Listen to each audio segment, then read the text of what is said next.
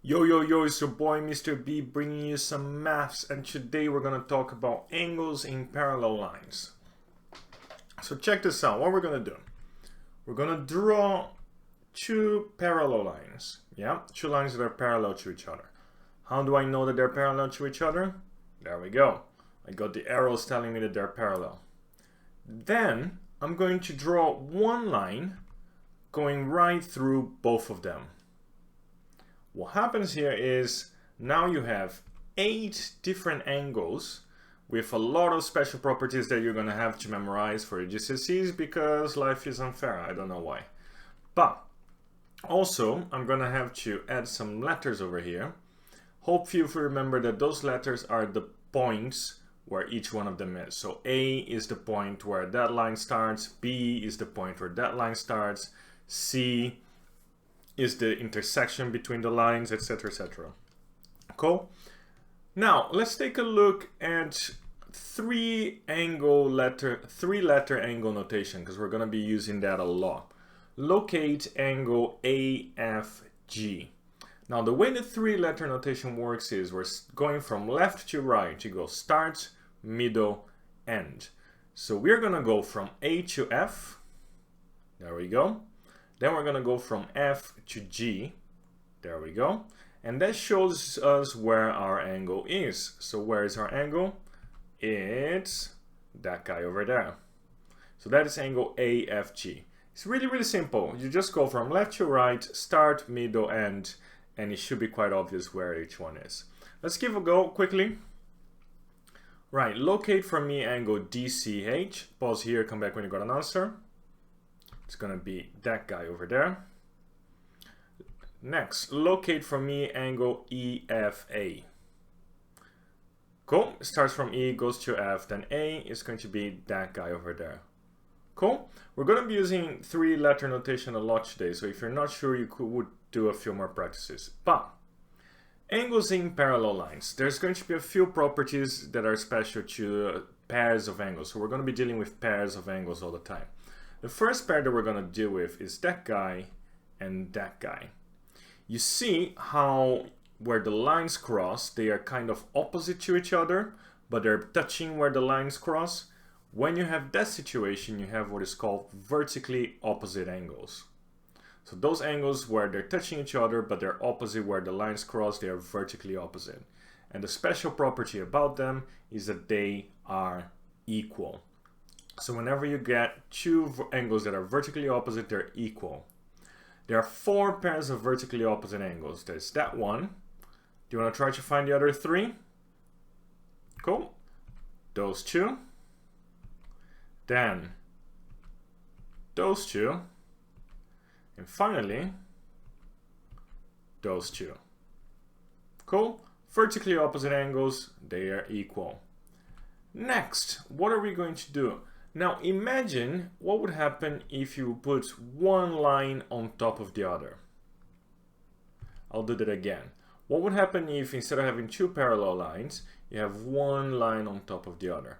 You see how there are angles in each one of the lines where if the lines were on top of the other, those angles would be on top of each other. Can you see that? So those angles are what we call corresponding angles. So corresponding angles are basically the same angle but on a different parallel line. Now the special thing about corresponding angles is that they are equal as well, just like vertically opposite.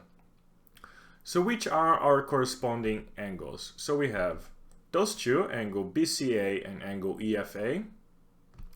We have those 2, angle ACD and angle AFG. We have those 2, angles DCH and angle GFH. And finally, we got those 2 over there, BCH and EFH. Corresponding angles is the angles that would be on top of each other if the lines match and they are equal. Cool?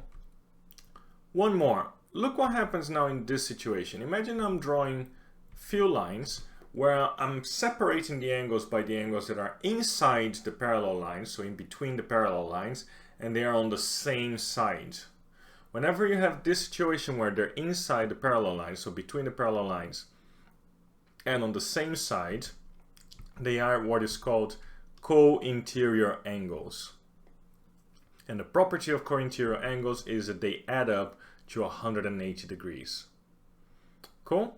There are two pairs of co-interior angles. The first one we just saw is those two, DCH and GFA. Try to find the other two without me telling you. Got it? It should be those two over there, BCH and EFA. So co-interior angles are those two pairs and they add up to 180 degrees. And finally, the last new property that we're going to see, then we're going to do some questions, is what will happen if you start from B or from E, but if you start from B and you draw like a Z going through the lines. You see how you get two new angles from there? They are what is called alternate angles. And the special thing about alternate angles is that they are equal. There are two pairs of alternate angles. The first one we just saw, BCH and AFG. And what is the other pair going to be? Try to figure it out before me. Got it? It's going to be those two. Awesome. Now, there are still some angle properties that you need to remember from previous videos to do the questions here. You need to remember that angles on a straight line add to 180. You need to remember that angles around a point add to 360. And you need to remember that angles in a triangle add to 360. Got it? Right, let's take a look at a question. We have this diagram here. Find the value of x. Give reasons for your answer. Now, this is what makes angles in parallel lines a bit annoying and labor intensive. If you just give me what the value of x is here, you do not get full marks. You're gonna lose some marks because the question is asking you to give reasons for your answer. How does that work? So first of all, take a look at my two angles here, the 58-degree angle and angle x. Which of the properties of quadrilaterals, which of the properties of parallel lines apply here? They are corresponding angles, and corresponding angles are equal. So how would I write my answer here? I will write that x is equal to 58 degrees, and then in brackets I say the reason why, the justification, because they're corresponding angles. Does it need to be in brackets? No, you can do separately, you can do it in a different line, it's up to you. But what is important here is that you justify that x is 58 degrees because they're corresponding angles. Cool?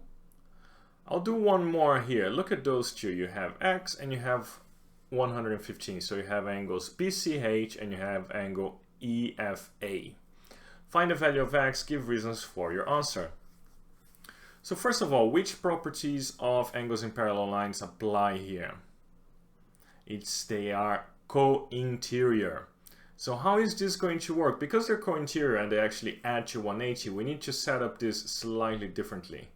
We're going to set up our equation, x plus 115 equals to 180, and then we justify why can we say that. We can say that because they're co-interior angles. This is a necessary step for you to get full marks in the question. Then take away 115 from both sides and you get that x is equal to 65. Got it? All right. 3 questions, give it a go. Find the value of x, give reasons for your answer. Pause here, come back when you got an answer. You should get that x is 78 and the justification you should have used is vertically opposite angles. One more. Pause here, come back when you got an answer. You should get that x is equal to 30 because of angles on a straight line. Final one, pause here, come back when you got an answer. You should get that x is 27.5 because of alternate angles. Cool? Now those are one-step questions. Let's take a look at what is called two-step questions. So now I'm dealing with angles ACD and angles EFH. Now, which properties of angles in parallel lines connect those two angles? Give it a go. The answer is no, there are no properties that connect those two. So we are going to have to find another angle before we can apply angles in parallel lines. Cool? Now, there are many different ways of doing this. So if you do this a different way, to me, that is not a problem at all.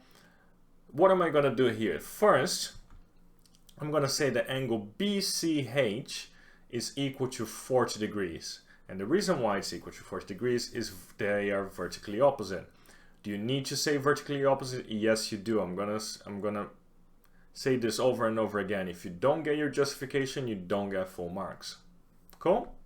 So I'm gonna put 40 degrees on my diagram. And from here, it's easy, because look, now there is a property of angles in parallel lines that connects both of them. Which one is that? I can say that 2x plus tan is equal to 40 degrees because they are corresponding angles. Got it?